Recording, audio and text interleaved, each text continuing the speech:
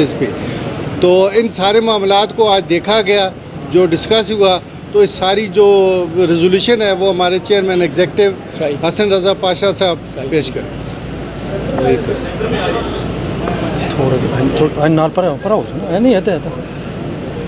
बिस्मिल्लाहिर्रहमानिर्रहीम। सबसे पहले मैं आप तमाम दोस्तों का शुक्रिया अदा करता हूँ कि आप आज आए।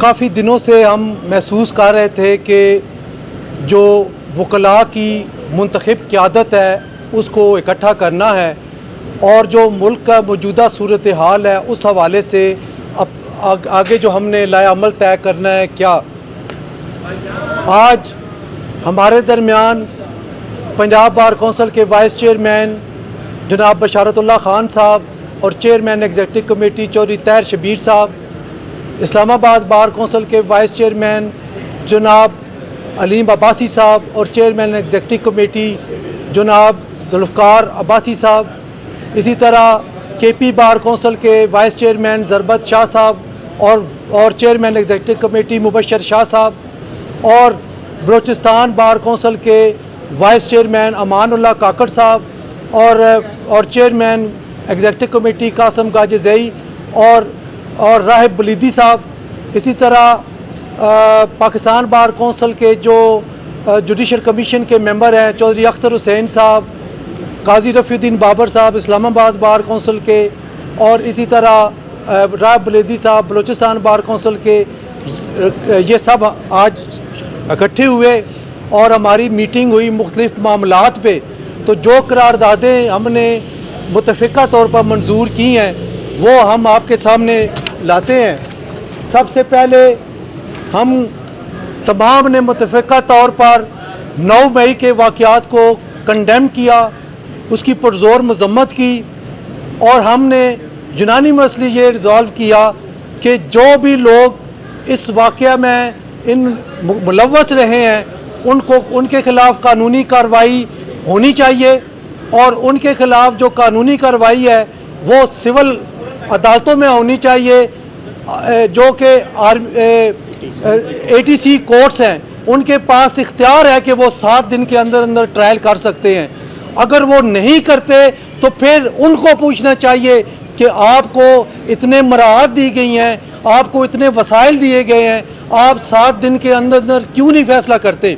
तो मुतफ़िक़ा तौर पे ये फैसला हुआ कि सिविलियंस का जो ट्रायल है वो आर्मी कोर्ट्स में नहीं होना चाहिए, बल्कि जो ऑर्डिनरी कोर्ट्स हैं एंटी टेररिज्म एक्ट के तहत जो बनाई गई हैं कोर्ट्स उनमें होना चाहिए।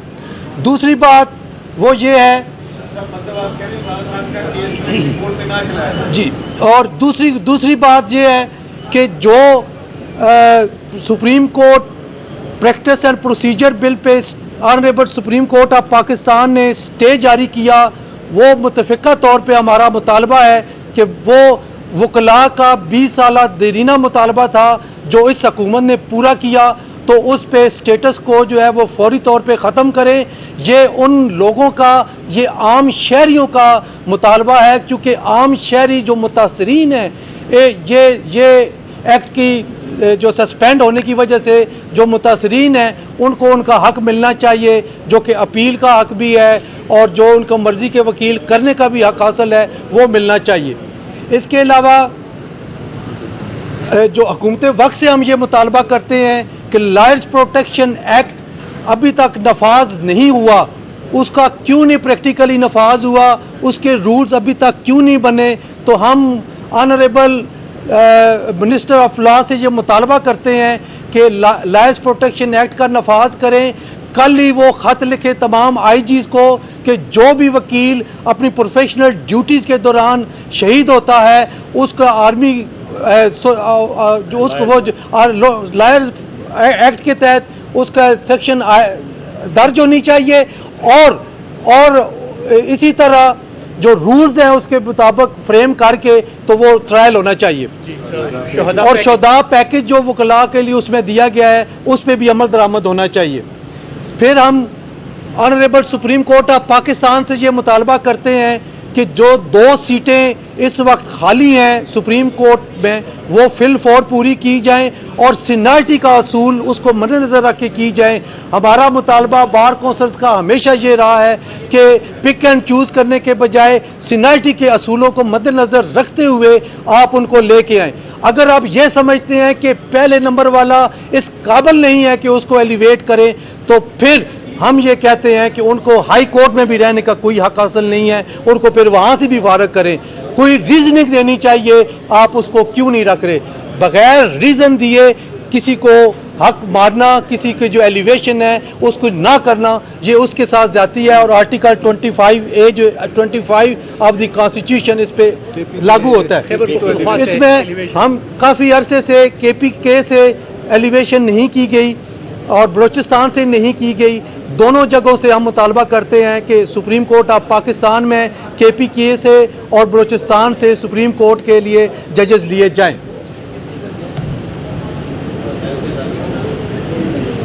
आखिर में हम ये कहते हैं कि जो पॉलिटिकल पार्टीज हैं वो ग्रैंड डायलॉग करें और इस मुल्क की बेहतरी के लिए सोचें।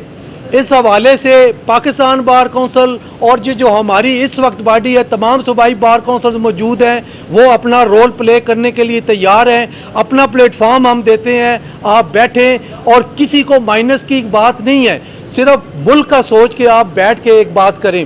और एक और चीज जो हम, एक तो जो लायर्स प्रोटेक्शन जो स्टे दिया गया प्रैक्टिस एंड प्रोसीजर एक्ट पे और कमीशन जो ऑडियो लीक के कमीशन बनाया गया उस पे जो स्टे दिया गया उसको भी हम कंडेम करते हैं। और इन दोनों के अलावा तीसरी चीज, हमारे एक सीनियर मेंबर बार कोयटा में अब्दुल रज़ाक शर साहब, उनको कल दिन दहाड़े शहीद कर दिया गया। इन तीनों वाकयात, इन तीनों वजूहात की बिना पर पाकिस्तान बार कौंसिल और तमाम बार कौंसिल सूबाई मुश्तरका तौर पर इन्होंने फैसला किया है कि कल ब्लैक डे होगा और कल हम अदालतों का बाइकाट करेंगे। ये हमारे फैसले हैं। हम इसके साथ ही आपसे ये बताएं कि जस्टिस उदैर अली अकबर नकवी साहब के खिलाफ कंप्लेंट का जो मामला था जो इनिशिएट किया गया उसकी क्या डेवलपमेंट? वो हमारी इतला के मुताबिक चूंकि उसमें प्रोसेस शुरू हो गया है, इसलिए हमने आज उसको डिमांड में नहीं रखा। चूंकि वो सीनियर जज साहिबान को भेज दिया गया और वो देख रहे हैं, it amounts to be interference. तो अभी हम इसलिए अगर वो कुछ लंबा करते हैं तो फिर हमारा मुतालबा ज़रूर होगा कि वो रेफरेंसेस, हमने जो पिछली मीटिंग हुई थी उसमें फैसला किया था कि 6 रेफरेंस फाइल करने हैं, 6 के 6 reference well with in time file हो गए और अब उन पर सुनवाई होनी चाहिए। Thank you very much.